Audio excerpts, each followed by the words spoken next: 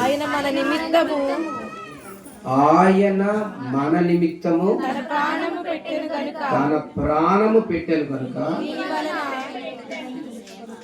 మీరందరూ బైబిల్ తీయాలి.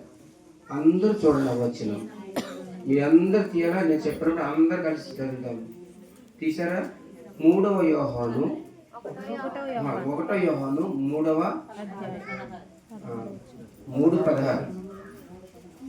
యోహాను 3:16. రెడీ? 1 2 3. ఆయన మన నిమిత్తము ప్రాణము పెట్టెను కనుక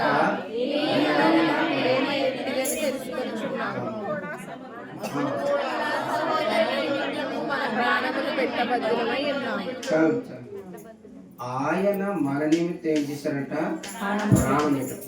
ప్రాణం పెట్టడం. మనం ఏం తెలుసుకున్నాం? ఆయన ప్రేమ ఏంటో తెలుసుకుంటాం. మన కొరకు ప్రాణం పెట్టాడంటే ఆయన ప్రేమ ఏంటో మనం తెలుసుకోవాలి. మన కొరకు ఆయన ఏం చేశాడంటే చనిపోయాడు. చనిపోయినంతగా ప్రాణం పెట్టాడు. ఆ ప్రాణప్రియుడు ఆ మన స్థానంలో ఆయన ఉండి ఆయన మన స్థానంలోకి వచ్చాడు కనుక మనం బ్రతికి ఉన్నాం, జీవిస్తున్నాం, చలిస్తున్నాం. కనుక ఆయన కొరకు మనం జీవిస్తే ఈ లోకంలో నీకు మంచి సాక్ష్యము, పరలోకంలో స్థానం అనేది ఉంటుంది. దేవుని స్తోత్రం, హల్లెలూయా. కనుక ప్రేమ అనేది చాలా తల్లిదండ్రులు. ఇంకో పాట కూడా చాలా గుర్తు వస్తుంది, ఎందుకంటే టైం అయిపోయి చెప్తున్నాను. భార్య భర్తల కన్నా భార్య భర్తల మధ్య వికసించిన ప్రేమ పుష్పము వాడిపోయి రాలిన త్వరలో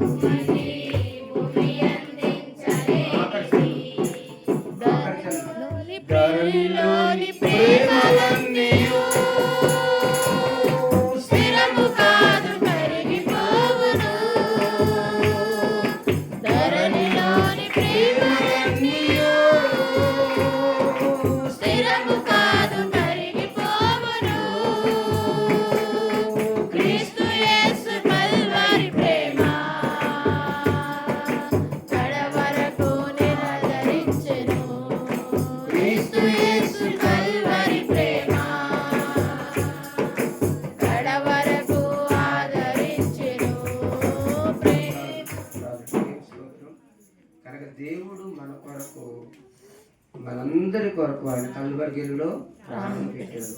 ఆయన ప్రేమ ఏంటో మనం తెలుసుకోవాలి. తల్లిదండ్రుల ప్రేమ కన్నా, భార్య భర్తల ప్రేమ కన్నా, లోకములో అందరి ప్రేమ కన్నా యేసయ్య ప్రేమ అది తెలుసుకున్న వారు ఆయన కొరకే జీవిస్తారు. అందుకని పౌలు ఉన్నాడు, నా మట్టుకైతే ప్రభు కొరకు మనం జీవిస్తాం కనుక ప్రభు కార్యాలు మనం ముందు సాగిపోయి దేవుడు ఇచ్చిన మాట జీవించాక ఆమె ఈ సమయం ముందు అది నా సెల్ నెంబర్ చెప్పాను కదా.